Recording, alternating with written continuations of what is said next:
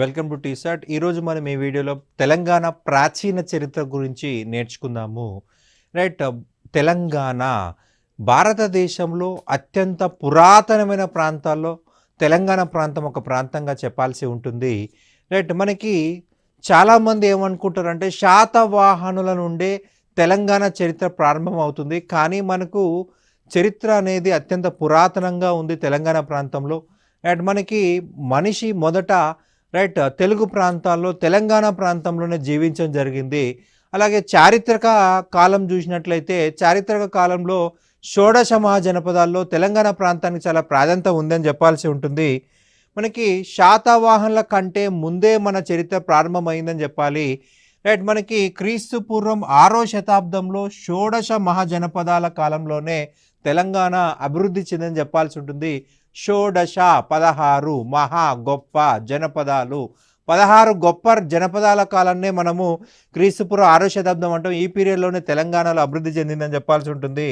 మనకి జనపదాల్లో నాటి తెలంగాణ ప్రాంతంలోని అస్మక, దాన్నే అస్సక అని కూడా అంటాము. రైట్. ఇది మనకు ప్రస్తుత నిజామాబాద్ జిల్లాలోని బోధన్ అని చెప్పాల్సి ఉంటుంది. రైట్. ఈ బోధన్ పరిసర ప్రాంతము. బోధన్ యొక్క పాత పేరు పోతన. మనకి అస్మక యొక్క రాజధాని పోతన, బోధన్. దాన్నే తర్వాత కాలంలో పౌధన్యాపురం అని కూడా పిలవడం జరిగింది. పౌధన్యాపురము.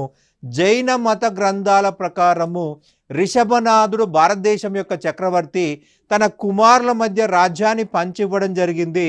ఈ బోధన్లో లేదా పోతనలో బాహుబలి అనే వ్యక్తి పరిపాలన చేయడం జరిగింది. బాహుబలి ఇక్కడ పరిపాలన చేయడం జరిగింది. బాహుబలికే మరి ఒక పేరు గోమటేశ్వర. బోధన్ యొక్క రాజు గోమటేశ్వర లేదా బాహుబలి అని చెప్పాల్సి ఉంటుంది. మనకు బోధన్ అడవుల పరిసర ప్రాంతంలో మనకి ఈ యొక్క బాహుబలి విగ్రహాలు అనేకం లభించాయి. మనకు శ్రావణ బెలగొల చూసినట్లయితే శ్రావణ బెలగొల్లో 57 అడుగుల ఏకశిలా విగ్రహము బాహుబలిది ఉంది. దాన్ని నిర్మాణం చేపట్టిన వ్యక్తి చాముండారాయుడు. అతను ఏమని చెప్పాడంటే, నేను బోధన్ అడవుల్లో ఉన్నటువంటి ఈ యొక్క బాహుబలి విగ్రహాన్ని చూసి దాని ఇన్స్పిరేషన్ తోటే నేను ఇక్కడ ఇంత పెద్దది కట్టాను అన్నాడు. అంటే మన చరిత్రకారులు బోధన్ అడవంతా కూడా గాలించడం జరిగింది. రైట్. ఎందుకంటే 57 అడుగుల విగ్రహము అత్యంత ప్రపంచంలోనే అతిపెద్ద విగ్రహం అది ఈ యొక్క బోధన్ అడవుల్లో ఉన్నటువంటి బాహుబలి విగ్రహము బేస్ చేసుకుని కట్టామనేసరికి మన చరిత్రకారులు వెతకడం జరిగింది. కానీ మనకు ఎటువంటి ఆధారాలు దొరకలేదు. రైట్. 57 అడుగుల ఎత్తున్నటువంటి విగ్రహం మనకు దొరకలేదు. 1 అడుగు 2 అడుగు 3 అడుగుల ఎత్తున్నటువంటి బాహుబలి విగ్రహాలు మాత్రమే మనకు ఈ యొక్క బోధన్ పరిసర ప్రాంతాల్లో అడవుల్లో దొరికాయి.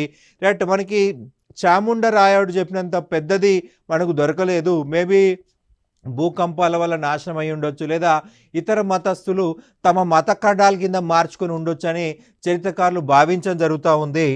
రైట్. మనకి బోధన్ అస్మక రాజ్యం యొక్క రాజధాని. దీని పాలకుడు సుజాతుడుగా చెప్పడం జరుగుతుంది. రైట్. ఈ సుజాతుడు బుద్ధుడికి సమకాలుడని చెప్పేసి మనకు బౌద్ధ గ్రంథాలు చెప్తా ఉన్నాయి. రైట్. జైన మత గ్రంథాల ప్రకారం బాహుబలి అనే వ్యక్తి పోతన యొక్క రాజైతే, బోధన్ యొక్క రాజైతే, బౌద్ధ గ్రంథ ప్రకారము సుజాతుడు ఇతను బుద్ధుడికి సమకాలీనని చెప్పాల్సి ఉంటుంది. బావరి అనే వ్యక్తి కూడా మనకి బుద్ధుడికి సమకాలీనుగా గోదావరి నదీ తీరంలో నివసించడం జరిగింది. బావరి శిష్యులని గౌతమ్ బుద్ధుడి దగ్గర పంపించినట్లుగా మనకు బౌద్ధ గ్రంథాల్లో కనిపిస్తూ ఉంది. సుత్తరిపాతం అనేటువంటి గ్రంథంలో కనిపిస్తూ ఉంది. క్రీస్తు పూర్వం 6వ శతాబ్దంలో ప్రాచుర్యం పొందినటువంటి బౌద్ధ జైన మతాలు ఈ ప్రాంతంలో చాలా గొప్పగా అభివృద్ధి చెందినట్టు తవ్వకాల్లో చారిత్రక ఆధారాలు అనేవి మనకి లభించాయి. ముఖ్యంగా చూసినట్లయితే కొన్ని ప్రాంతాలు చూడండి. ధూళికట్ట, కొత్త జిల్లా ప్రకారం పెద్దపల్లి, పాత జిల్లా అంటే మనకు కరీంనగర్, కొత్త జిల్లా ప్రకారం ధూళికట్ట, ఫణిగిరి, గాజులబండ, సూర్యాపేట, పాత జిల్లా అయితే నల్గొండ డిస్ట్రిక్ట్, కొండాపూర్ సంగారెడ్డి జిల్లా, పాత జిల్లా అయితే మెదక్ జిల్లా, నేలకొండపల్లి ఖమ్మం, పాత జిల్లా కూడా ఖమ్మం డిస్ట్రిక్టే. మనకి కొత్త జిల్లాల ప్రకారం ఈ యొక్క సమాచారం ఇవ్వబడింది. పాత జిల్లాలో అయితే మనకి ధూళికట్ట అయితే కరీంనగర్, కొత్త జిల్లా కాబట్టి పెద్దపల్లి అంటున్నాము. ఫణిగిరి, గాజులబండ, సూర్యాపేట, కొండాపూర్ సంగారెడ్డి, నేలకొండపల్లి ఖమ్మం, ఇవన్నీ కూడా ప్రముఖ బౌద్ధ స్థలాలుగా చెప్పాల్సి ఉంటుంది. ఇక కోటిలింగాల జగిత్యాలకు ఈశాన్యంగా 38 కిలోమీటర్ల దూరంలో వెలగటూరు మండలంలో గోదావరి నదికి కుడిగట్టున ఉన్నటువంటి కోటిలింగాల గ్రామంలో 1979 నుంచి 1987 వరకు కూడా పురావస్తు శాఖ ఇక్కడ తవ్వకాలు జరపడం జరిగింది. దాదాపు 10 సంవత్సరాల పాటు తవ్వకాలు జరిపింది. ఈ తవ్వకాల్లో అనేక నూతన విషయాలు వెల్లోకి రావడం జరిగింది. మనకి కొత్త జిల్లా జగిత్యాల అండి, రైట్. కోటిలింగాల ఏ జిల్లాలో ఉందంటే జగిత్యాల జిల్లా. పాత జిల్లా అంటే మనం కరీంనగర్ అని చెప్పుకుంటాము. రైట్, కొత్త జిల్లాల ప్రకారం జగిత్యాల అని చెప్పాల్సి ఉంటుంది. రైట్, శాతవాహనుల కంటే ముందే కోటిలింగాల్లో మట్టి కోట కట్టబడి ఉందని ఇక్కడ గోబద, కంవాయ, నరణ, సమగోపులు అనేటువంటి స్థానిక రాజులు పరిపాలించినట్లు శాతవాహన పొరల కంటే కింది పొరల నుండి వారి పేర్లున్న నాణాలు బయలుపడ్డాయి. సో మనకు చరిత్రకి లభించాయని చెప్పాల్సి ఉంటుంది. శాతవాహనాల కంటే ముందే పరిపాలించినటువంటి తెలంగాణ స్థానిక రాజులు ఎవరయ్యా అంటే గోబద, కంవాయ, నారణ, సమగోప. వీళ్ళంతా కూడా శాతవాహన రాజ్యం కంటే ముందు నుండి రాజులుగా గుర్తుపెట్టుకోవాల్సి ఉంటుంది. డాక్టర్ ఎన్ఎస్ రామచంద్రమూర్తి, పివి పరబ్రహ్మ శాస్త్రి, డాక్టర్ దామే రాజారెడ్డి ఈ నాణాలపైన పరిశోధన చేయడం జరిగింది. డాక్టర్ ఎం జితేందర్ రెడ్డి వీటిని పరిశీలించి శాతవాహనుల కంటే ముందు స్థానిక రాజులు కోటిలింగాల నుంచి పాలించారని, శాతవాహన రాజ్య స్థాపకుడైనటువంటి శ్రీముఖుడు పైన పేర్కొన్న సమగోపుని కొలువులో తర్వాత స్వతంత్రుడుగా ఉండి కోటిలింగాల నుండి పాలన ప్రారంభించాడని, తర్వాత ఉత్తరంలో ఉన్నటువంటి పైఠాన్కు సామ్రాజ్యం విస్తరించాడని డాక్టర్ రాజారెడ్డి చెప్పడం జరిగింది. అంటే మనకి శ్రీముఖుడికి ఎవరి దగ్గర పనిచేశాడు? సమగోపుడి వద్ద పనిచేశాడని గుర్తుపెట్టుకోవాల్సి ఉంటుంది. ప్రముఖ తెలంగాణ చరిత్రకారులు మనకి యొక్క నిర్ణయాన్ని రైట్ మనకు చెప్పడం జరిగింది. రైట్, మనకి స్వతంత్రంగా ఎక్కడ పరిపాలన చేశాడండి? కోటిలింగాల. రైట్, శాతవాహనుల తొలి రాజధాని అంటే ఏం చెప్పాలి? కోటిలింగాల అని చెప్పాల్సి ఉంటుంది. సో ఎవరు చెప్పారండి? డాక్టర్ రాజారెడ్డి. అస్మక జనపదంలో ఉన్న ఈ కోట గోడల నగరము మెగస్తనీస్ తన ఇండికాలో పేర్కొన్న 30 కోట గోడల నిర్మాణాల్లో ఒకటిని గుర్తించడం జరిగింది. ఇక్కడ మట్టి గోడ 1000 మీటర్ల పొడవు, 300 మీటర్ల వెడల్పు, 10 మీటర్ల ఎత్తుంది. రైట్, ఇక్కడ కోటిలింగాలు ఉన్న కోట పొడవు ఎంత అంటే 1000 మీటర్ల పొడవు ఉంది, 300 మీటర్ల వెడల్పు ఉంది, 10 మీటర్ల ఎత్తుంది. రైట్, మనకి కోటలో ఒక బుర్జు పైన లింగాన్ని ప్రతిష్ఠించి కోటేశ్వర స్వామి అని పిలవడంతో ఆ గ్రామానికి కోటిలింగాలు అనేటువంటి పేరు వచ్చిందంటారు. మెగస్తనీస్ తన ఇండికా గ్రంథంలో ఆంధ్రులకు 30 కోటాలు ఉన్నాయని బోధన్, కోటిలింగాల, ధూళికట్ట, పెదబంకూరు, కొండాపూర్, ఫణిగిరి, గాజులబండ, ఇంద్రపురి మొదలగున కోటల పేర్లు మనం గుర్తించగలిగాము. రైట్, మెగస్తనీస్ గ్రీకు భాషలో రాశాడండి. దాన్ని మనం డీకోడ్ చేసుకొని రైట్ వాటి పేర్లను మనం ఐడెంటిఫై చేసుకున్నాము. రైట్, ఇవన్నీ కూడా ఆ కాలంలో బలమైన కోటలు అని చెప్పేసి గుర్తుపెట్టుకోవాల్సి ఉంటుంది. రైట్, కొండాపూర్, హైదరాబాద్, కోటిలింగాలలో మహారథి, మహాతలవర నాణాలు దొరికాయి. కొండాపూర్, సంగారెడ్డి జిల్లా కొండాపూర్ అండి. ఇది హైదరాబాద్ కొండాపూర్ కాదు, సంగారెడ్డి జిల్లా కొండాపూర్, హైదరాబాద్, కోటిలింగాల్లో ఈ 3 ప్రాంతాల్లో మహారథి అనేటువంటి పేరు ఉన్నటువంటి మహాతలవర్ అనే పేరుండి నాణాలు దొరికాయి. వీరాపురంలో శివ మహాహస్తిన్, శివస్కంద హస్తిన్ అనే నాణాలు లభించాయి. శివ మహాహస్తిన్, శివస్కంద హస్తిన్ అనేటువంటి పేర్లు ఉన్నటువంటి నాణాలు ఎక్కడ దొరికాయండి? వీరాపురంలో లభించాయనేది గుర్తుపెట్టుకోవాల్సి ఉంటుంది. శాతవాహన పూర్వ యుగానికి చెందిన జనవాసాల్లో ఎరుపు, నలుపు, ఎరుపు మట్టి పాత్రలు దక్కన్లోని కొండాపూర్, పెదబంకూర్, కోటిలింగాల్లో దొరికాయి. ఎరుపు, నలుపు, ఎరుపు.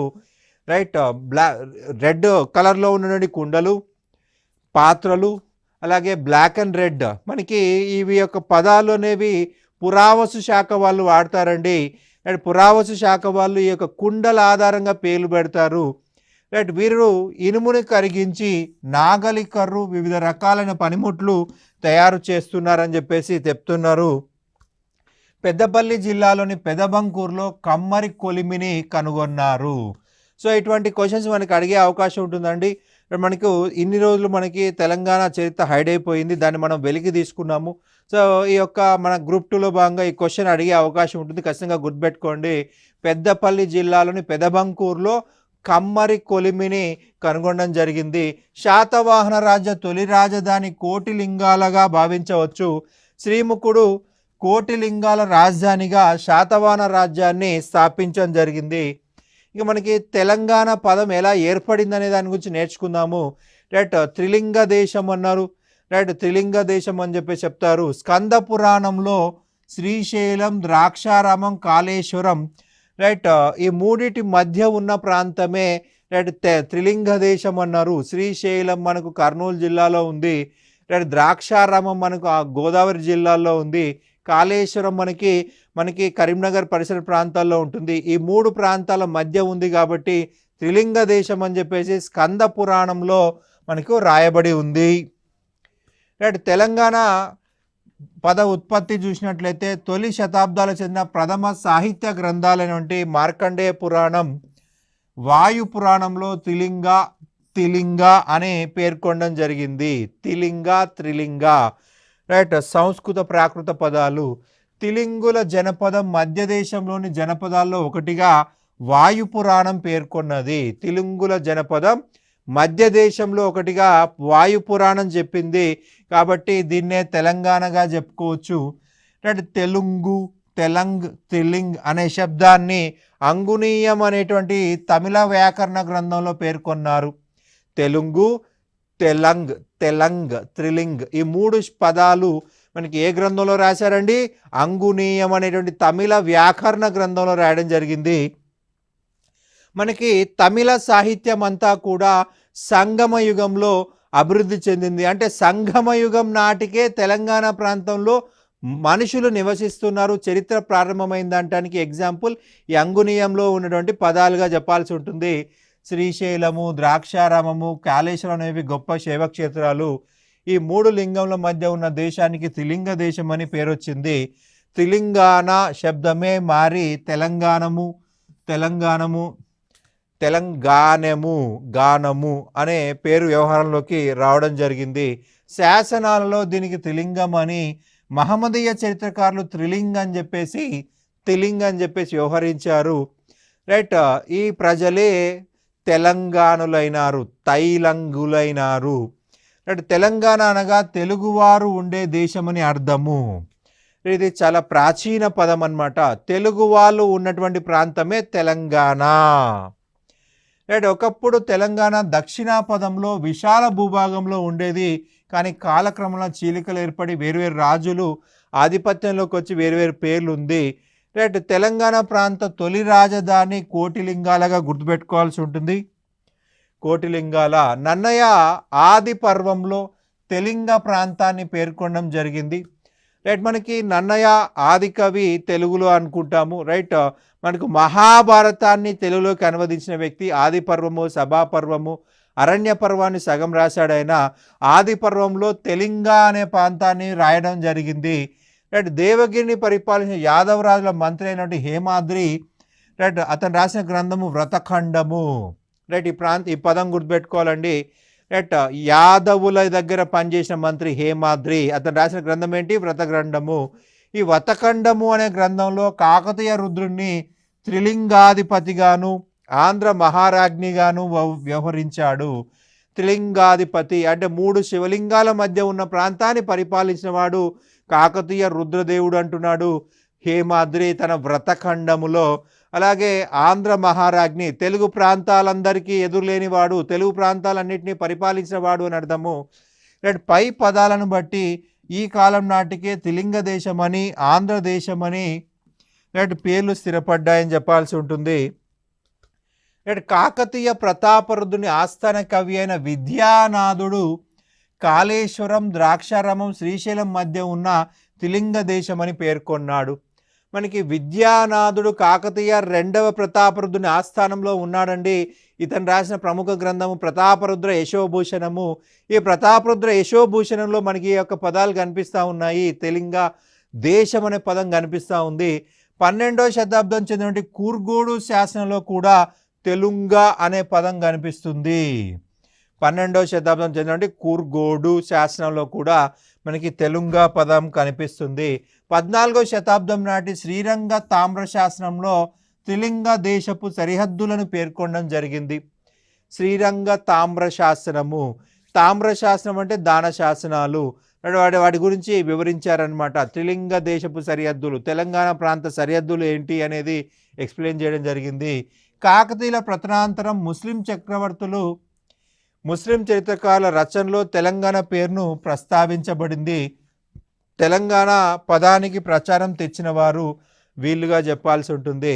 రైట్, మనకి మన పురాణాలలో త్రిలింగ దేశము, త్రిలింగ ప్రాంతము, త్రిలింగ అని ఉంటే ఈ ముస్లింల చరిత్రకారులకి త్రిలింగ పదం నోరు తిరక్క దాన్ని త్రిలింగన్ కాస్త తెలంగాణగా మార్చారని చెప్పేసి మన చరిత్రకారులు చెప్తా ఉన్నారు. రైట్, వీరు తెలంగాణ పదానికి ప్రచారం తెచ్చినారు. క్రమంగా తెలంగాణ పదం స్థిరీకరించబడింది. త్రిలింగ అనేది పలకలేక త్రిలింగ కాస్త తెలంగాణగా మార్చారంటున్నారు. మహమ్మద్ బిన్ తుగ్లక్ సేనాని అయిన అనూర్ వలి తెలంగాణ ఆక్రమణ తర్వాత కోస్తా ఆంధ్రపైకి దండెత్తాడు. ఆ సందర్భంలో తాను జయించిన ప్రాంతాన్ని శాసనాల్లో తెలంగాణ అని రాయించినాడు. మనకు రాజమహేంద్రవరం, రాజమండ్రి, ఈ రాజమండ్రిలో పెద్ద మసీదులో ఒక శాసనం లభించింది.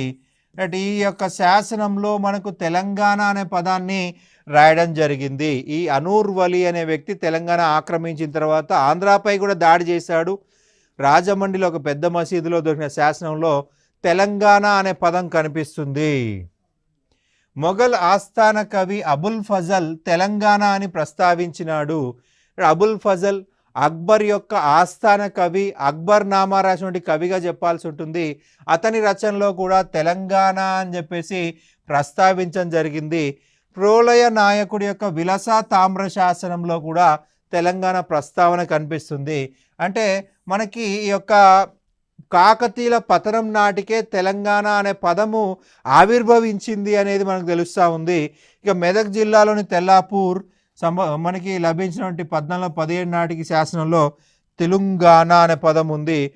తెలంగాణ అనే పదం ఉంది. శ్రీకృష్ణదేవరాయల దండయాత్రలో తెలంగాణ పదము మరియు తెలంగాణలోని దుర్గాలు పేర్కొనబడ్డాయి.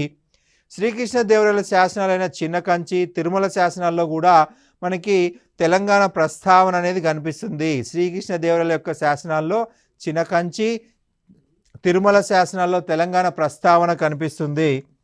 రైట్, కళింగను పాలించిన గజపతి వంశీయుడు ప్రతాపరుద్ర గజపతి వెలిచెర్ల శాసనంలో తెలంగాణ పదం అనేది పేర్కొనబడింది. వెలిచెర్ల శాసనం ఎవరిచ్చారు? ప్రతాపరుద్ర గజపతి ఇవ్వడం జరిగింది. ఈ ప్రతాపరుద్ర గజపతి శాసనంలో తెలంగాణ పదం అనేది పేర్కొనబడింది. అసఫ్జాయిల కాలంలో క్రోస్తా ప్రాంతం బ్రిటిష్ వారి అధీనంలోకి రాగా దాన్ని ఆంధ్ర అని వ్యవహరించారు. నిజాం ప్రాంతంలోని తెలుగు ప్రాంతాలకు తెలంగాణ అనే పేరు స్థిరపడింది. రైట్, తెలంగాణ యొక్క పూర్వ చారిత్రక యుగము. చరిత్రకారులు మానవుల చరిత్రను పూర్వ చారిత్రక యుగం అని, చారిత్రక యుగం అని చెప్పేసి 2 భాగాలుగా విభజించారు. రైట్, మానవుడు లిపి నేర్చుకోక ముందున్న యుగాన్ని పూర్వ చారిత్రక యుగం అని, లిపి నేర్చుకున్న తర్వాత చారిత్రక యుగం అని పిలిచారు. లిపి కంటే ముందున్న కాలం వచ్చేసి పూర్వ చారిత్రక యుగము. లిపి అభివృద్ధి చెందిన తర్వాత నుంచి చారిత్రక యుగంగా చెప్పుకోవడం జరుగుతూ ఉంది.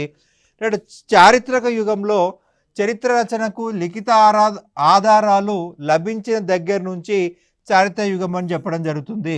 మనకి పుస్తకాలు కావచ్చు, శాసనాలు కావచ్చు, ఇవన్నీ లభించిన టైం నుంచి ఏమంటాము? చారిత్రక యుగం అంటాము. అక్కడ రాయబడి ఉంటుంది కాబట్టి. పూర్వ చారిత్రక యుగంలో తెలంగాణ చరిత్ర పురావస్తు పరిశోధనల ద్వారా తెలుసుకోవచ్చు.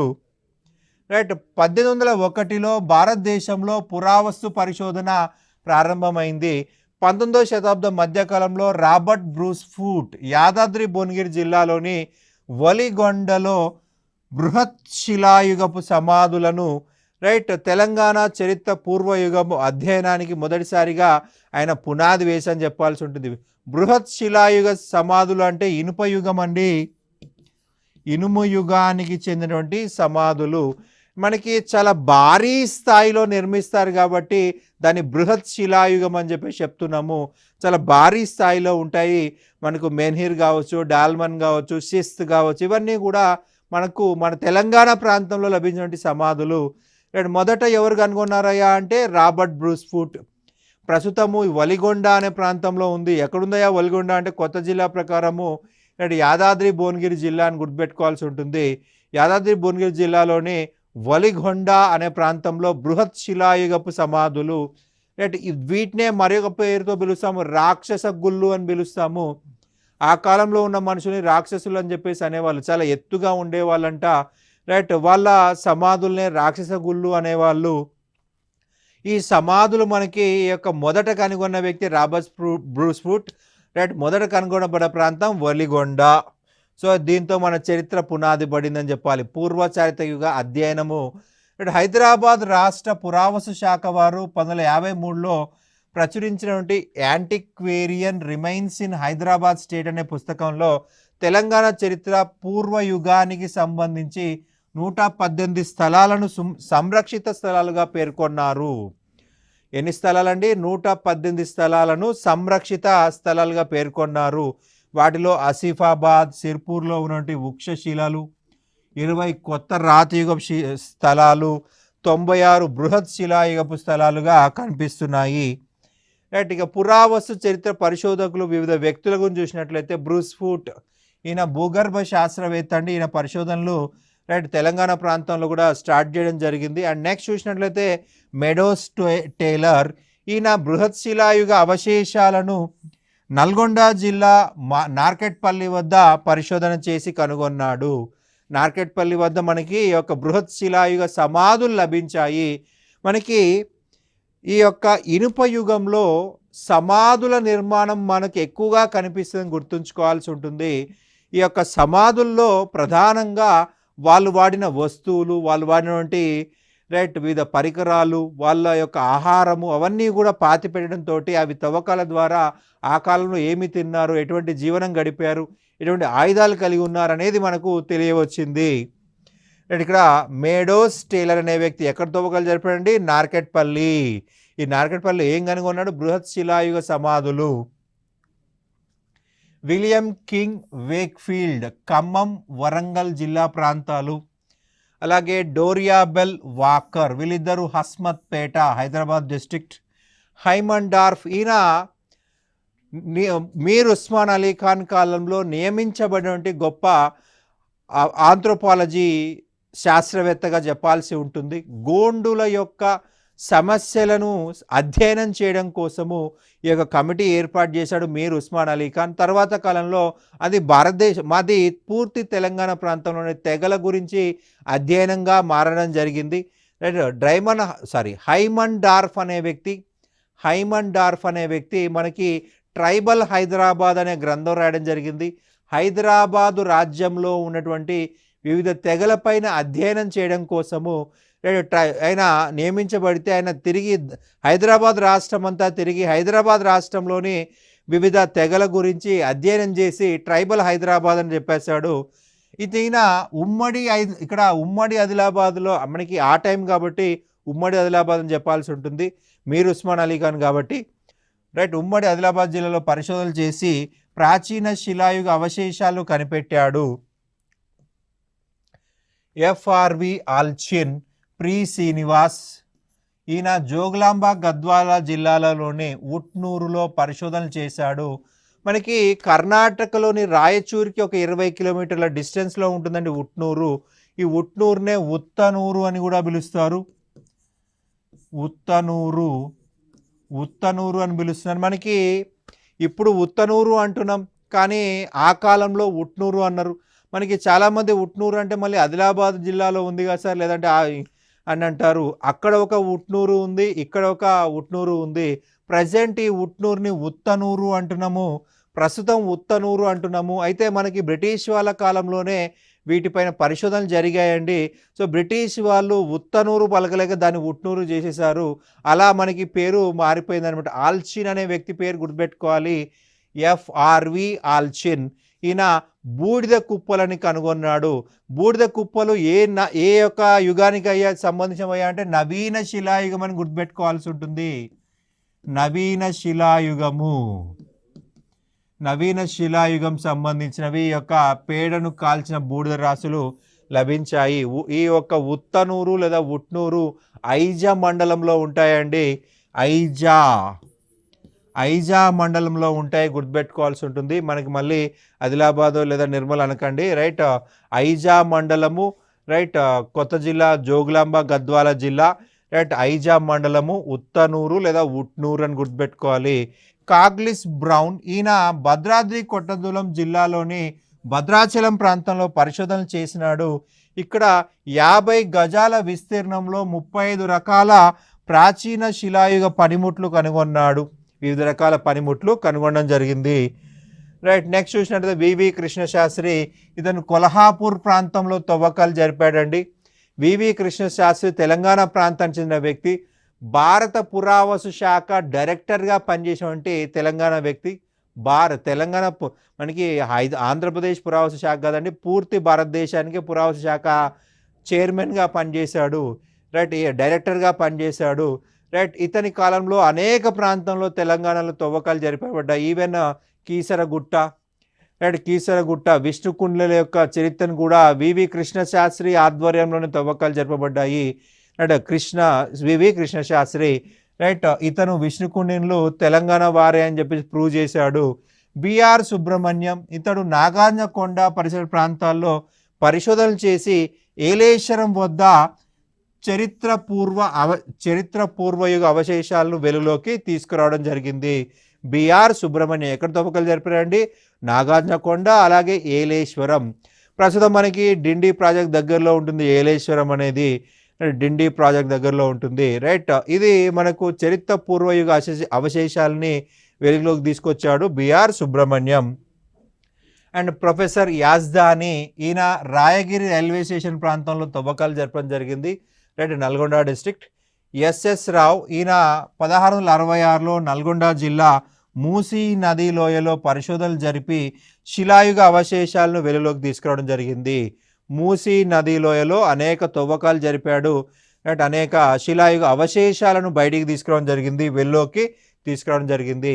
నల్గొండ జిల్లాలోని నాగార్జునకొండ, ఏలేశ్వరంలో మానవ జనావాసం పాతరాతి యుగ తొలి దశ నుంచి చారిత్రక యుగం వరకు అవిచ్ఛిన్నంగా కొనసాగింది, రైట్. పాలియోలిథిక్ ప్రాచీన శిలాయుగం నుంచి ప్రాచీన శిలాయుగం, మధ్య శిలాయుగం, నవీన శిలాయుగం, అలాగే చారిత్రక యుగం యొక్క అవశేషాలు కూడా అంటే కంటిన్యూగా ఇక్కడ ప్రజలు నివసించారు అని ప్రూవ్ చేయడం జరిగింది, రైట్. మనిషి పుట్టుక దగ్గర నుంచి ప్రస్తుతం వరకు అసలు బ్రేక్ రాలేదని చెప్పి చెప్తున్నాడు. వీటి నాగరికత సింధు నాగరికత పతనం తర్వాత కూడా కొనసాగింది, రైట్. ఇది మనకు ప్రముఖంగా తెలంగాణ హిస్టరీ యొక్క బ్యాక్గ్రౌండ్ అని చెప్పాల్సి ఉంటుంది, చరిత్ర పరిచయం, రైట్. Thank you.